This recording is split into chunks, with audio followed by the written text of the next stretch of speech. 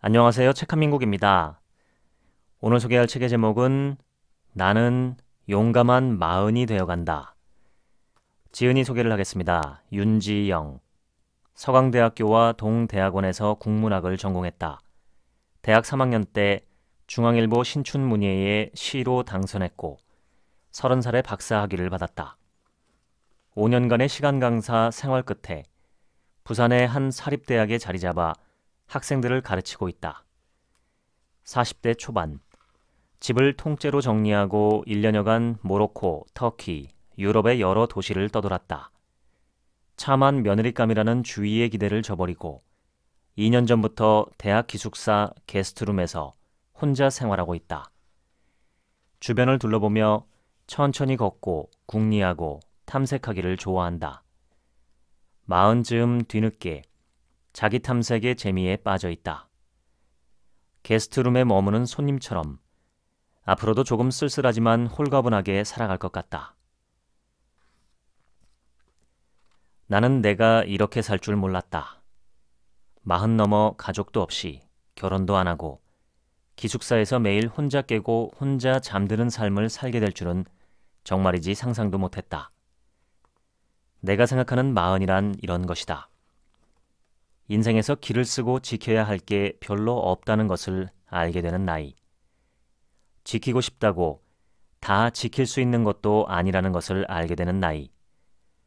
결국 세상은 내 의도나 계획과 상관없이 흘러간다는 사실을 알게 되는 나이. 그래서 모든 일이 경이로운 기적이고 감사할 일임을 알게 되는 나이. 만나고 헤어지는 일, 성공하고 실패하는 일이 순전히 때와 인연에 달려있다는 것을 알게 되면 겁내고 눈치 볼 게 없어진다. 존경받는 사람이 가족과 자식 때문에 별 수 없이 무너지는 일을 자주 본다.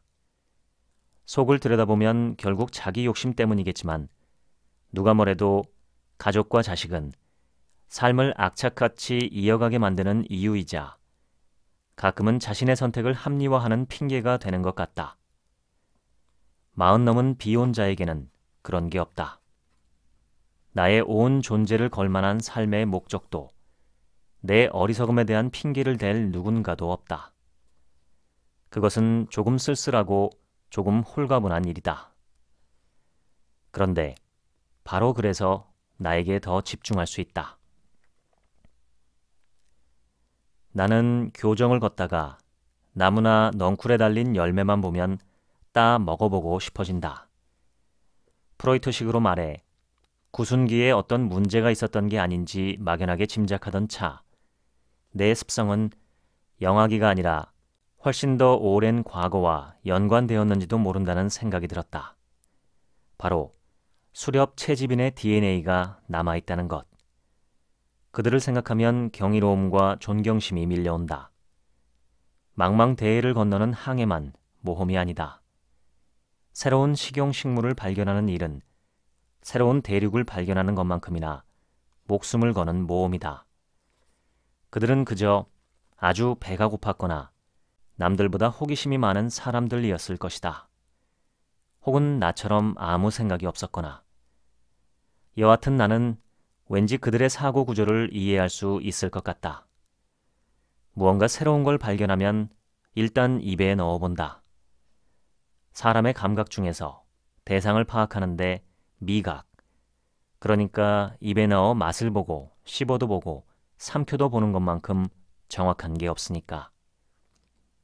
그래서 내가 조카로부터 확실히 이상한 어른이라는 말을 듣는지도 모르겠다. 말하자면 이제는 멸종한 수렵 채집인과 더 비슷하기 때문에. 계속 이런 식으로 나이가 들면 확실히 이상한 할머니 같지 않은 할머니가 될 게 분명하다. 영화 토이스토리에는 자신이 장난감인 줄 모르는 장난감이 등장한다. 바로 우주전사 버즈다. 영화 초반의 버즈는 자신이 은하계를 침략하려는 악의 무리로부터 지구를 수호하는 정의의 전사라고 믿는다. 이 영화를 처음 보았을 때 나는 버즈가 대학에 갓 부임했을 무렵에 나 같다고 생각했다. 버즈처럼 최첨단 지식으로 무장한 뛰어난 인재라는 게 아니라 버즈처럼 세상 물정 모르고 꿈의 세계에 빠져 있었다는 점에서 비슷하다는 거다. 책상 앞에서 나는 책이라는 무전기를 통해 무한의 우주와 교신할 수 있다. 문학은 그런 것이다. 연구실 문을 닫고 들어앉아 우주와의 교신을 계속 시도할 것인가? 아니면 꿈에서 깨어나 생산성과 경제성을 최우선으로 치는 세상에 뛰어들 것인가? 나는 아직도 이 두 세계 사이에 어정쩡하게 양발을 걸치고 있다. 버즈가 본 CF에 무한의 우주를 향하여 라고 외치며 우주전사 장난감이 날아가는 장면이 나온다. 그 장면 하단에 날지 못하는 장난감입니다 라는 자막이 흐르는 것은 묘한 아이러니다. 실제로는 날지 못하지만 무한의 우주를 꿈꾸는 것이 우주전사 장난감 버즈의 정체성임을 말해주는 듯하다. 그것이 또한 우리 인간의 본질인지도 모른다. 그리고 인문학의 사명은 그 사실을 잊지 않도록 하는 데 있는지도 모르겠다. 버즈는 자신이 장난감이라는 것을 받아들이고 나서야 자신의 능력을 발견하게 된다. 그리고 동료 장난감들과 연대하며 위기를 이겨낸다. 학기 말은 평가의 시기다. 교수는 학생들의 학업 성취를 평가하고 학생들은 교수의 강의를 평가한다. 그런데 이번 학기에 10년 동안 한 번도 받아본 적 없는 충격적인 내용의 피드백을 받았다. 토시 하나 고치지 않고 그대로 옮겨보겠다. 현실적이지 않고 뜬구름만 잡는 수업이었으며 정확한 정의를 내리지 못하는 철학적 이야기, 작가나 영화 감독이 주고 싶은 메시지를 자신의 생각으로 덮어씌워 더럽히는 수업이었고 영화의 정확한 내용이나 상황 등은 무시하고 보이는 것과 교수의 생각만으로 설명하는 괴상한 강의다. 시간이 지나자 마음은 서서히 평정을 되찾았다. 심지어 이 학생이야말로 내 수업의 핵심을 가장 잘 파악한 학생이라는 괴상한 생각에까지 이르게 되었다. 첫째, 영화를 포함해 문학은 철학적 고민과 분리될 수 없다. 삶에 관해 다루고 있기 때문이다. 그러니 이 수업의 상당 부분이 철학적인 이야기들이었다는 지적은 정확하다. 둘째, 누구도 작품으로부터 정확한 내용을 뽑아낼 수 없고 정확한 내용이라는 것도 존재하지 않는다. 각자의 삶과 경험에서 출발해 작품을 관통한 후 그것을 자기만의 언어로 표현하고 다시 자신의 삶과 연결짓는 것, 그것이 문학이다. 정확한 정의나 답이 없고 현실적이지 않고 뜬구름 잡는 것처럼 느껴졌다는 이 학생의 문제의식은 그런 점에서 수업을 자기 삶과 연결 지어보려고 시도해본 사람만이 도달할 수 있는 생각이다. 셋째, 작품 감상에 정해진 답은 없지만 어떤 수업이든 핵심적으로 이해해야 할 내용과 성취해야 할 목표가 있다. 즉, 모든 수업에는 교육 목표와 교육 내용이 있다. 그렇기 때문에 교수가 원하는 답과 방향이 있는 건 당연하며 교수는 바로 그 교육 목표와 교육 내용을 달성하는 데 도움을 주기 위해 존재한다. 따라서 만약 나의 어떤 말이 답답하고 불편하게 느껴졌다면 그것은 오히려 수업을 열심히 들었다는 뜻이다. 마음속으로 이제 막 질문이 꿈틀대고 있다는 조짐이다. 무엇보다 배움이란 자연스럽고 편안한 게 아니다. 이미 알고 있던 것이 흔들리고 잘 알고 있다는 생각이 착각이었음을 깨닫게 되는 자기 부정과 파괴의 경험이 배움의 핵심이다. 안다고 생각하는 것을 지키고자 하는 힘과 안다고 생각하는 것을 무너뜨리려는 힘 사이에서 고통하는 동안 자신의 세계가 넓어지고 깊어진다. 학생에게 이 지면을 빌어 전하고 싶다. 그대는 진정 나의 스승이라고. 선의와 호감이 왜곡되는 것은 말투 때문만은 아닐지도 모른다. 여기에는 나이와 직급, 성별같이 복잡한 문제가 얽혀 있다. 이런 것들 때문에 호의는 오지랖이 되기 쉽고 조언은 꼰대질이 될 수도 있다. 게다가 나는 가르치는 일을 업으로 삼는 사람이다. 자칫하면 권위적이고 독선적인 사람이 되기 딱 좋은 직업이다.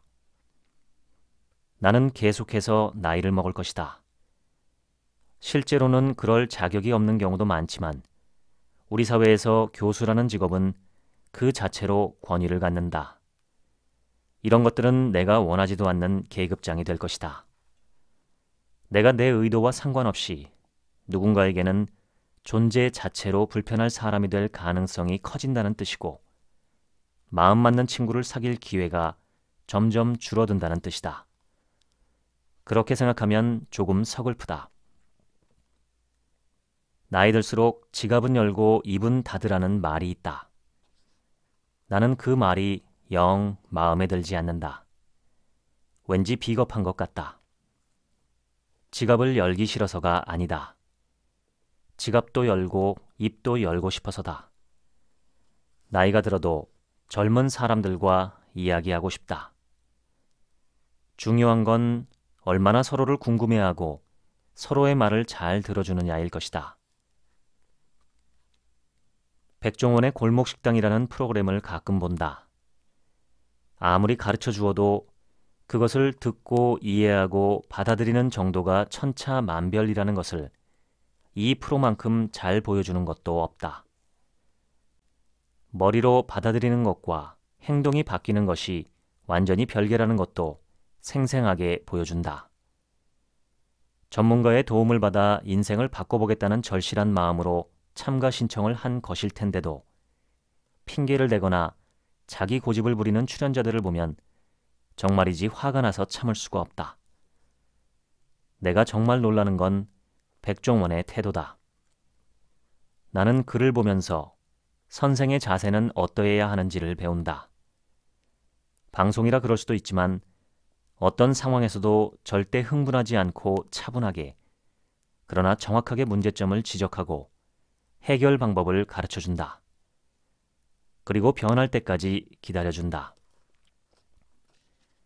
사람은 원래 어리석고 좀처럼 변하지 않는 존재이다.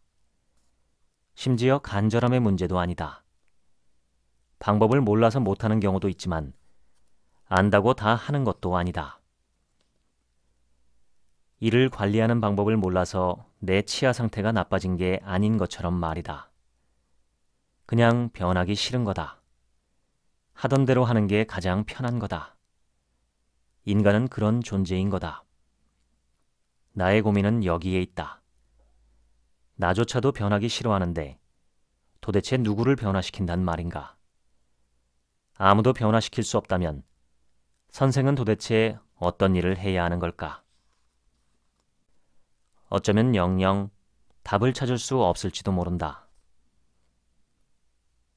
어느 날 평소 친하게 지내는 교수님을 우연히 만났다.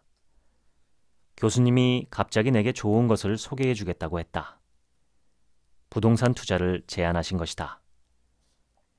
전문가에게 내 전화번호를 알려줄 테니 한번 들어보기나 하라는 말에 건성으로 알았다고 대답했는데 헤어지자마자 바로 전화가 올 줄은 몰랐다. 내가 무슨 생각으로 전화를 받자마자 직접 그 부동산 사무실을 찾아갔는지 모르겠다. 결론만 간단히 말하자. 나는 그날 그 자리에서 땅을 계약했다. 직접 가보지도 않고 등기부 등본을 확인하지도 않고 간단한 설명만 듣고 부동산 사무실 소파에 앉아 덜컥 계약서에 날인을 한 것이다. 평수는 코딱지만 하지만 땅을 담보로 대출을 받고도 모자라 신용대출까지 받아야 하는 금액이었다. 부자가 되고 싶었던 걸까? 그럴지도 모르겠다. 아니면 내게도 일확천금을 노리는 도박꾼, 좋은 말로 해서 프런티어의 피가 흐르고 있는지도 모른다. 우리 할아버지는 만주에 가서 벌어온 돈을 도박으로 몽땅 날리셨다고 한다. 우리 아빠는 국립대 교수로 있으면서도 한국문학 전자도서관을 만드는 데 가산을 탕진해 신용불량자가 되었고 그 이전에도 사업을 하면서 사기당한 전력이 꽤 있다. 삼촌들 중에는 증권에 손을 댔다가 돈을 날리거나 발명품을 만들어 돈 벌 궁리를 하신 분도 있다. 하지만 이런 것들은 모두 내가 억지로 찾아낸 이유이다. 그렇다. 내가 직접 보지도 않고 그 자리에서 무턱대고 땅을 산 이유는 바로 거절 불가능 병 때문이다. 나는 얼마나 대책 없는 사람인가. 하지만 어쩌겠는가. 그게 나인데. 귀가 얇고 거절을 잘 못하는 이런 습성이 꼭 나쁜 것만은 아니라고 믿고 싶다.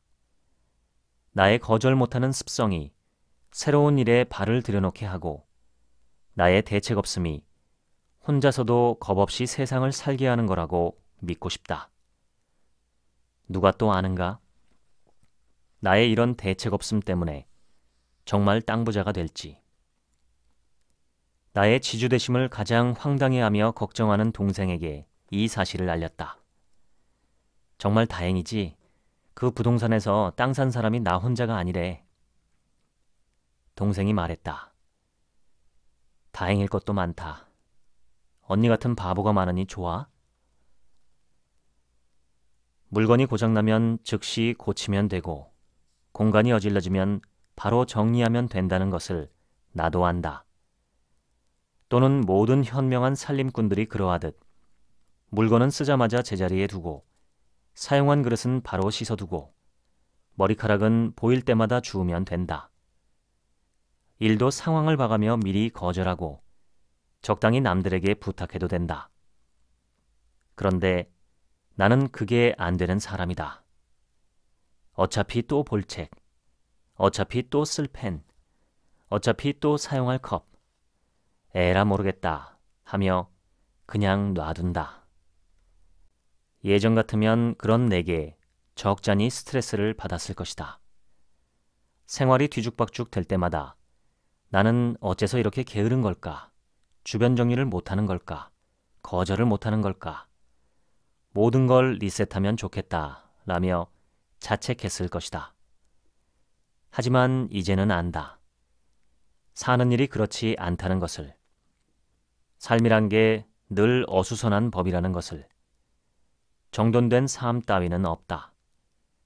날이 좋아 고추를 말리려 널어놓았는데 예고 없이 소나기가 쏟아지는 것처럼 봄철에 열심히 씨를 뿌리고 한여름 땡볕 아래 땀 흘리며 잡초를 뽑았어도 한 해 농사를 망치는 경우가 있는 것처럼 사랑하는 사람이 갑자기 떠나기도 하는 것처럼 세상은 우연과 예기치 않은 일들의 연속이다. 삶의 기본 값이 엉망진창, 어수선한 것임을 받아들이고 나니 마음이 그렇게 편할 수가 없다. 물건이 고장나면 고치고 고치기 귀찮으면 없는 대로 살면 된다. 책상 위에 책을 있는 대로 펼쳐놓고 논문을 쓰다가 다 쓰면 치우면 되고 설거지 안 한 그릇들을 쌓아놓았다가 쓸 그릇이 없으면 그때 닦았으면 된다. 그래도 별일 없다. 마음을 주었던 사람이 떠나가면 슬퍼할 만큼 슬퍼하고 나랑 별 상관없는 사람이 나를 싫어하면 잠깐 안타까워하면 된다. 내가 해봐서 아는데 그렇게 살아도 큰 탈은 안 난다. 내가 이런 생각을 하게 된 것은 한번 해봤기 때문이다. 내가 해봐서 아는데 나는 모든 것을 질서정연하고 완벽하게 유지할 수 있는 사람이 아니다. 그렇게 살지 않아도 큰 탈은 안 난다. 삶이 그런 게 아닌데 어쩌겠는가. 그러니 어쩔 수 없다. 소시적 나는 그야말로 대단한 야망을 품었었다. 시단의 고흐, 학계의 김연아가 되고 싶었다. 노화로 인한 탈모가 시작된 즈음 나는 모두가 주인공이 될 수 없다는 사실을 받아들였다. 인생이 한 편의 드라마라면 전원주 같은 조연도 있어야 드라마가 완성될 수 있다고 말이다. 그러다 언제부턴가 이런 생각이 들었다. 모든 드라마에서 조연밖에 못하는 전원주도 자기 삶에서는 주인공이라는 것. 그러니까 나도 내 삶에서는 주인공이라는 것. 학계의 김연아가 되리라는 야심은 훌륭한 선생이 되자는 것으로 바뀌었다가 이제는 그저 학생들과 즐겁게 지내자는 쪽으로 흘러가고 있고, 시단의 고흐가 되자는 포부는 시만이 아니라 그때그때 쓰고 싶은 것, 내가 궁금한 것에 대해 어떤 글이든 쓰고 보자는 쪽으로 바뀌었으니 그야말로 시작은 미미했으나 끝은 창대하리라 라는 성경 말씀의 정반대로 인생이 흘러가고 있다. 어느 날 정신을 차리고 보니 나는 대학 기숙사에서 혼자 조용히 지내고 있다. 인생이 그렇다. 우리 인생은 로맨스로 시작해서 시트콤으로 이어지다 난데없이 막장 드라마로 미끄러지는, 멋진 영웅담을 기대했는데 지리멸렬한 비극이 되어가는, 그러니까 개연성도 일관성도 없는 장르 불명의 장르이다. 최근 들어 나는 내 인생이 그리 나쁘지 않다고 느낀다. 아니, 꽤 괜찮다. 관객의 눈으로 보면 실망할 수도 있겠지만 내가 주인공인 이 작품은 어차피 누구 보라고 상영되는 영화가 아니니까. 상실은 삶의 의미를 되묻게 한다. 그가 그렇게 덧없이 떠났다는 사실을 어떻게 받아들여야 할지 몰랐다. 인생을 함께하면 좋겠다고 생각한 사람이 떠났다는 사실도 받아들이기 힘들었지만 그보다 더 힘들었던 것은 그는 떠났는데 나는 계속해서 살아야 한다는 사실이었다. 운전하다 교차로에서 정지 신호를 받고 서 있는데 중앙분리대 화단의 나무들을 가지치기 하는 모습들이 눈에 들어왔다. 어떤 가지들은 여전히 몸통에 붙어 있는데 어떤 가지들은 잘려나갔다. 어떤 가지가 살아남고 어떤 가지가 사라지는 걸까? 그 선택의 기준은 무엇이고 누가 정하는 걸까? 그러나 살아남은 가지들도 결국엔 모두 다 사라질 것이다. 그런 생각들을 하다가 나도 모르게 눈물을 흘리는 날이 많았다. 그 와중에도 깜빡이를 안 켠 채 내 앞으로 끼어드는 차가 있으면 눈물이 쏙 들어가고 갑자기 화가 솟구쳤다. 그런 내가 어이없어서 웃음이 나왔다. 어떻게 그 시간을 지나왔는지 모르겠다. 내가 어떻게 하든 어떻게 하지 않든 시간은 조금씩 흘러가고 있었다. 그때 내게 마음이란 게 남아있었다면 그건 오직 될 대로 되라는 마음뿐이었다. 돌아보면 역설적이게도 그런 식의 자포자기 덕에 나는 버틸 수 있었던 것 같다. 덥석덥석 받아하는 일들을 하고 내가 한 약속들을 지키면서 시간을 보낼 수 있었다. 내가 대책 없이 집을 정리하고 세계를 떠돌기로 한 것은 내가 지키고 싶어도 지킬 수 없는 게 있다는 사실, 지금 당장 모든 게 끝날 수도 있다는 사실을 알아버렸기 때문이 아니었을까? 당장이라도 모든 게 끝날 수 있다고 생각하면 뒷일을 따지고 성공과 실패를 재는 일 따위는 아무런 소용이 없게 된다. 아쉬울 게 없는 사람은 두려울 게 없는 법이다. 결과를 알 수 없기 때문이다. 그러고 보니 나는 40이 넘어 더 신중해지고 지혜로워지는 대신 만용을 부리는 사람이 된 것이다. 대학 진학률이 80%에 육박하는 우리나라에서는 대개 대학에 들어가면서 처음으로 부모와 떨어져 지내게 된다.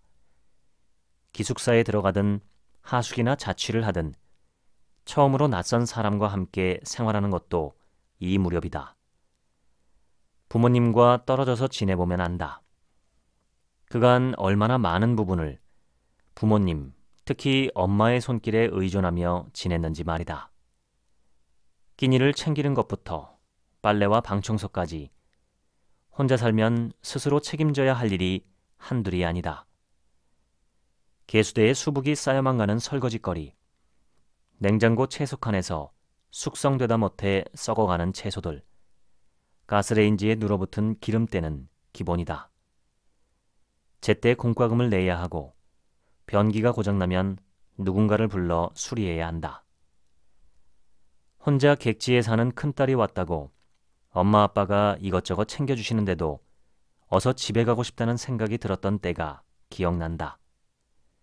처음 그 생각이 들었을 때 나는 당황스러웠다. 그때 알게 되었다. 부모님 집이 곧 내 집은 아니라는 것을. 더 이상 내 집일 수 없다는 것을. 돌아갈 자기 공간이 없어지거나 돌아갈 공간이 있어도 예전처럼 편하게 느껴지지 않는 순간이 올 것이다.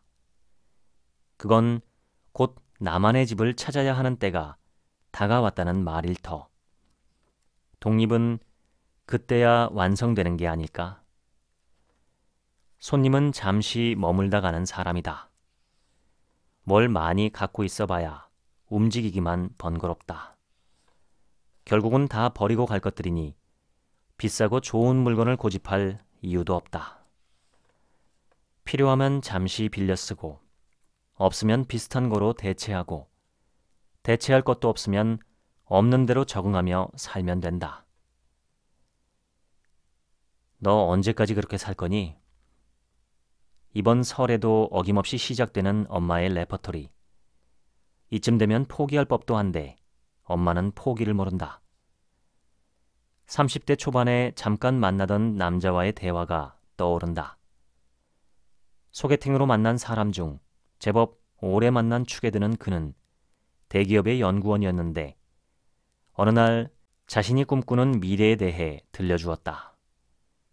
잔디가 깔린 넓은 마당에서 큰 개를 키우고 집안에는 오디오룸을 만들고 싶다고 했다. 그리고 퇴근하면 아내와 함께 저녁 식사를 하는 모습을 그려본다고 했다. 그때 나는 조금도 설레지 않았다. 그런 게 인생의 목표라니 시시하고 지루하다고 생각했다. 30대 중반에서 후반으로 넘어갈 무렵 나는 시간을 내서 내 이상형을 심각하게 고민해 본 적이 있다. 이상형이 없다고 하면서 좀처럼 마음에 드는 사람을 만나지 못하는 이유가 나도 궁금했기 때문이다. 오랜 숙고의 결과 나는 내 이상형이 책 읽는 육체 노동자라는 결론에 도달했다. 알고 보니 나는 눈이 엄청나게 높았던 것이다. 지성미와 야성미를 겸비한 남자라니. 게다가 내게는 열렬한 구애에 대한 은밀한 욕망도 있었다. 어쩌면 그때 내가 퇴짜를 놓았던 사람들도 내게 열렬히 구애했다면 못 이기는 척 사귀었을지도 모를 일이다. 그러니까 나는 노골적인 구애 없이는 상대가 나에게 관심이 있다는 것을 알아차리지 못할 정도로 둔했고 그런 노골적인 구애만이 진심을 보증해 주는 거라고 생각할 정도로 연애에 대해 심각한 오해를 하고 있었던 것이다. 이제는 이렇게 말한다. 결혼은 생각 없어요. 그냥 연애만 할 사람이라면 좋아요.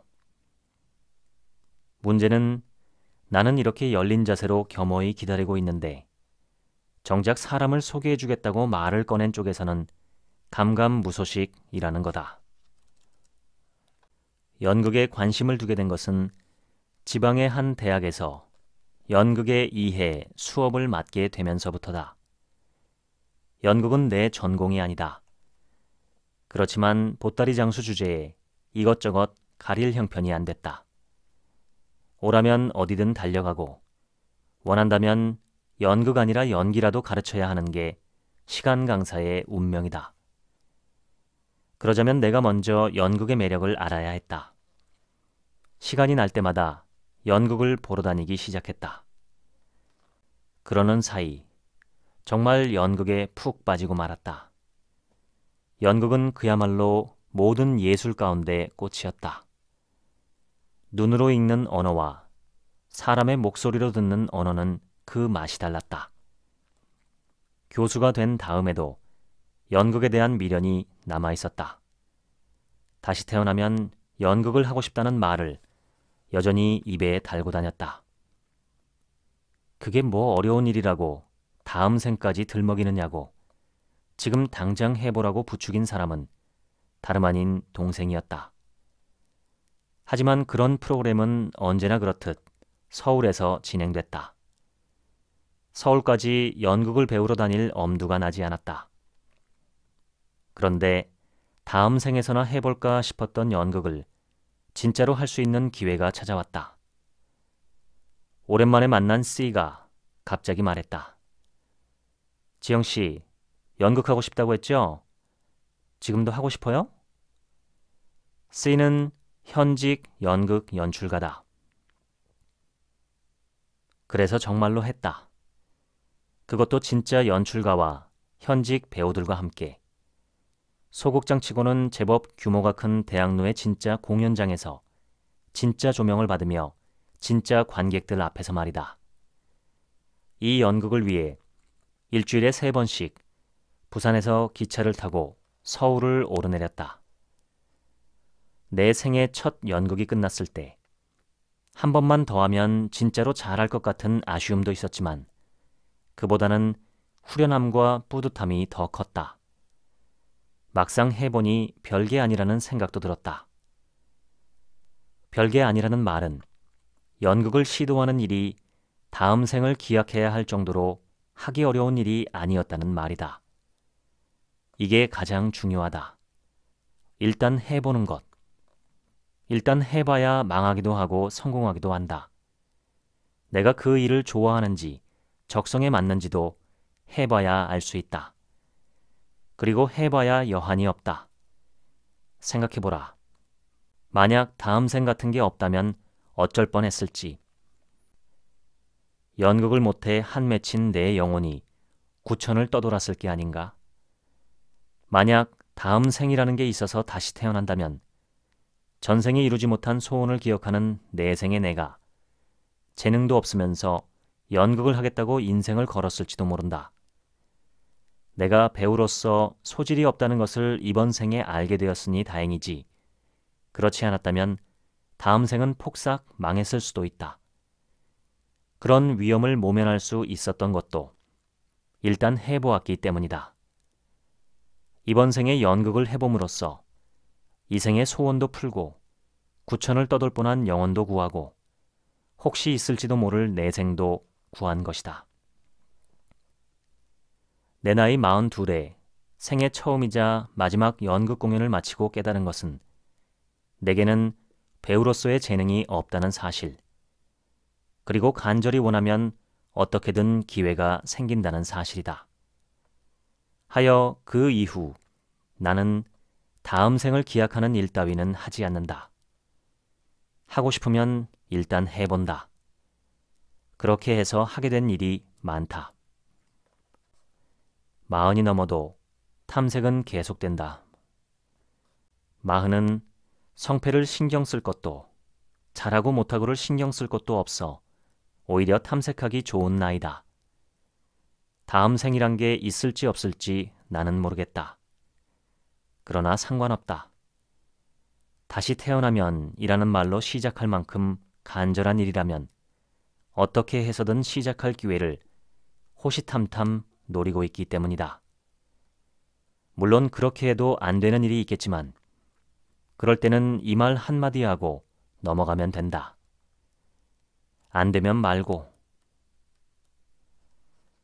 사실 나는 나를 위해 돈 쓰는 일뿐만 아니라 시간을 쓰는 일에도 인색하다. 아무것도 안 하고 시간을 보낸다는 것은 내게 쉬운 일이 아니다. 나는 쉴 때도 뭔가 의미 있고 생산적인 일을 해야 한다는 강박을 갖고 있다. 그렇다고 시간을 낭비하지 않는다는 말은 아니다.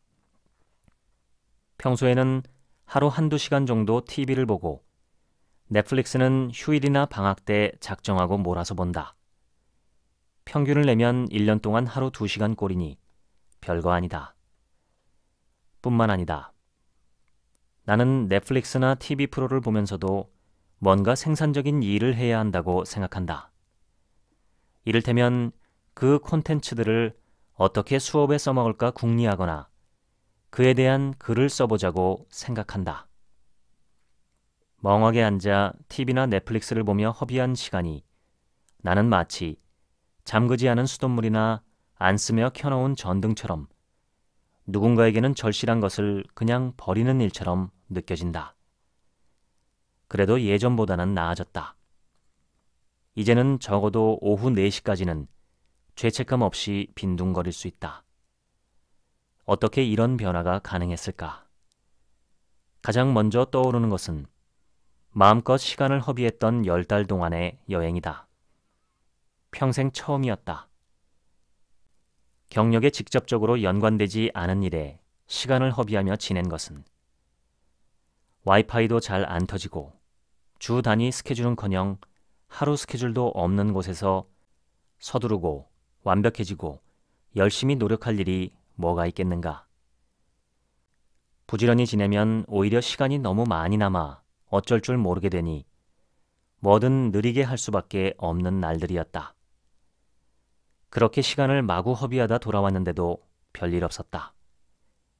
갑자기 내가 바보가 된다거나 남들보다 뒤처진다거나 하는 일도 없었다. 어쩌면 나만 그 사실을 눈치채지 못하고 있는 건지도 모르겠지만 그게 바로 핵심이다. 돌아와서 그간의 시간들이 아깝고 후회될 줄 알았는데 아니었다.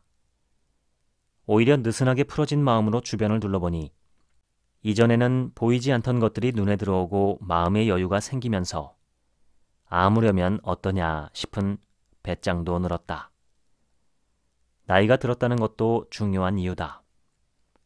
내가 아무리 애를 써도 안 되는 일이 있다는 것을 알게 해준 실패들, 세상에 절대로 안 되는 일도 반드시 그래야 하는 일도 없다는 것을 깨닫게 되었다는 것. 이것이 40 넘어 내가 얻은 것들이다. 덕분에 나는 내 시간에, 나 자신에게 조금씩 너그러워지고 있다.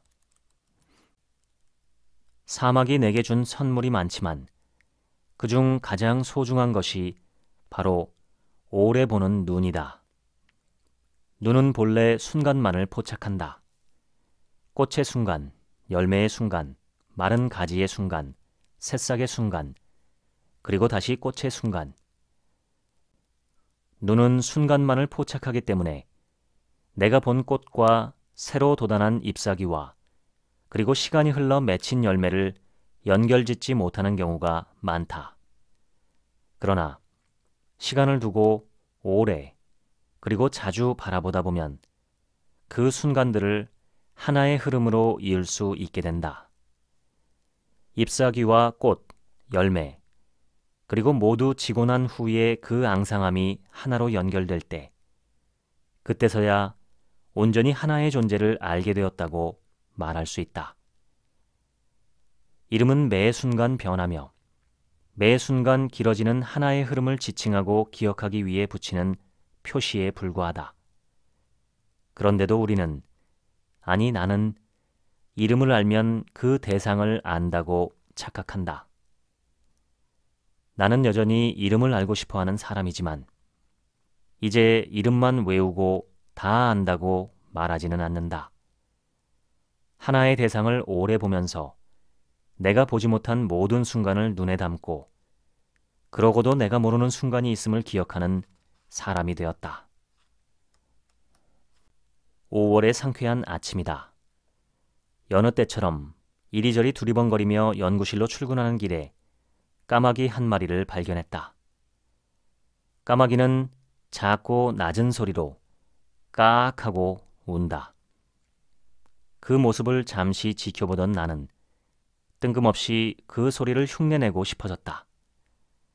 주위에 아무도 없는지 둘러보고는 작은 목소리로 까악 까악 해본다.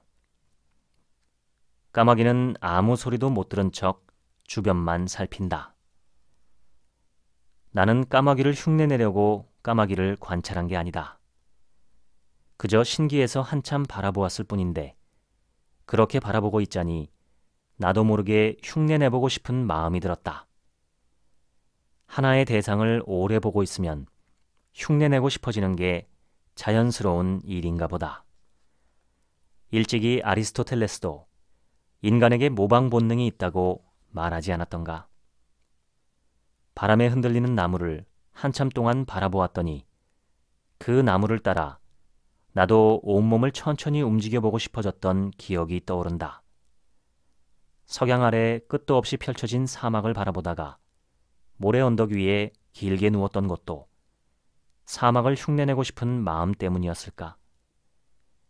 그게 무엇이든 바라보고 있는 대상을 흉내내게 되는 것.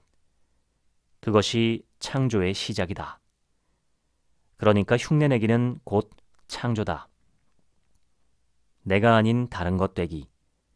내가 바라보고 있는 것처럼 되기. 프랑스의 철학자 들레즈가 말한 되기라는 것도 알고 보면 그리 거창한 게 아닌지도 모르겠다.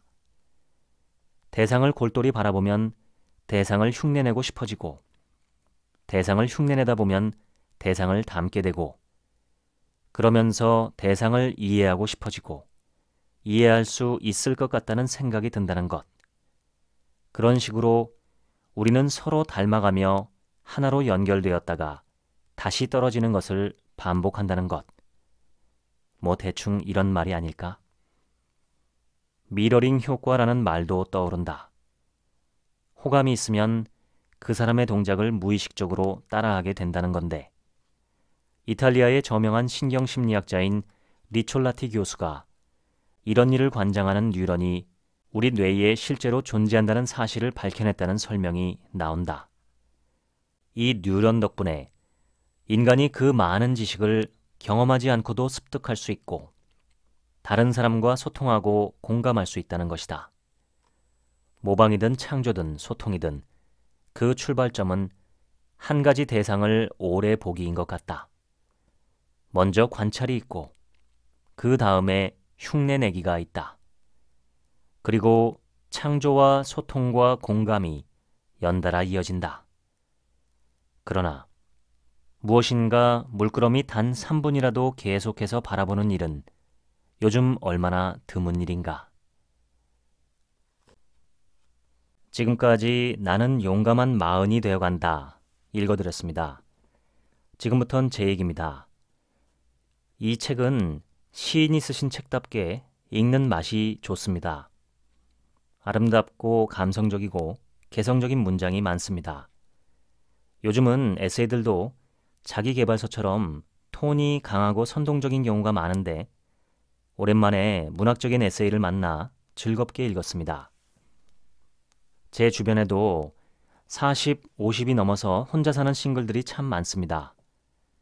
조금 외로워하기는 하지만 기혼자들보다 더 불행하지는 않습니다. 자유롭고 여유 있고 나이에 비해 대체로 젊어 보입니다. 다만 아이를 낳아 키우는 경험을 해보지 못한다는 점은 싱글의 삶에서 가장 안타까운 점이라고 생각합니다. 아이를 낳아서 키우면 인간으로서 느낄 수 있는 사랑과 기쁨, 미움과 슬픔의 극치를 맛볼 수 있습니다. 훨씬 더 풍부하고 다채로운 인생을 경험합니다.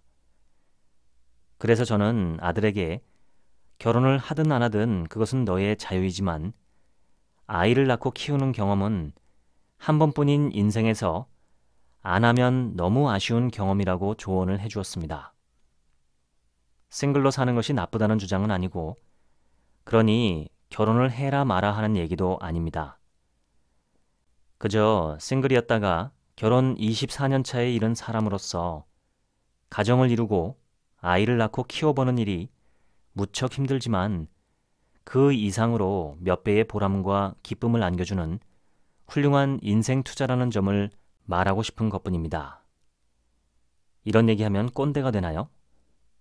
꼰대가 안 되는 방법은 사실 간단합니다. 상대가 청하지 않은 조언이나 설명은 하지 않으면 됩니다. 저도 아직 이게 잘 안 됩니다만 매일 연습 중입니다.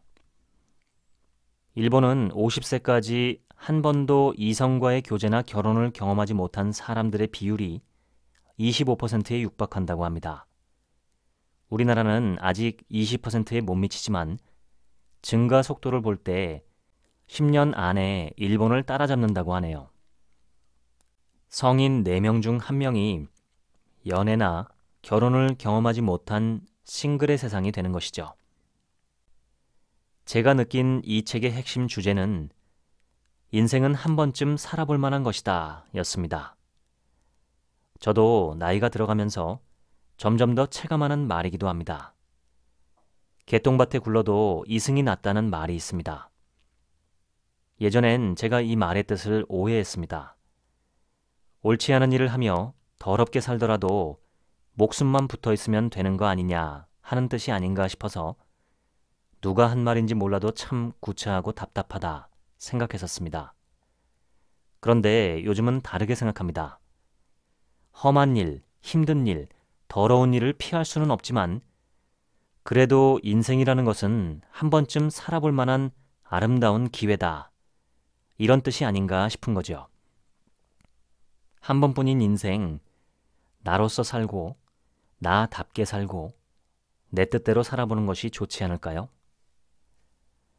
작년에 제가 근무하는 직장에서 젊은 여성 한 분이 스스로 세상을 떠나는 일이 있었습니다. 이혼과 여러 가지 복잡한 개인사로 인한 우울증이 원인이 아니었을까 하는 짐작만 했을 뿐 젊은 나이에 스스로 세상을 떠나는 선택을 한 그분의 사정을 저는 모릅니다. 다만 그래도 사는 쪽을 선택하는 게 장기적으로 보면 훨씬 더 나은 선택이었을 텐데 하는 아쉬움이 남습니다. 한편으로는 평소 표정이 어두웠던 그분에게 뭔가 더 잘 해줄 걸 하는 후회가 남습니다. 당신은 오늘 하루 어떠셨나요? 뭔가 좀 재미난 일, 즐거운 일, 보람된 일이 있으셨나요? 없었다면 내일을 기대해 보시기 바랍니다. 쥐구멍에도 벼뜰 날이 있다는데 우리 인생은 그것보다 낫지 않겠습니까? 지금까지 책 한 민국의 하루치 생각이었습니다. 감사합니다.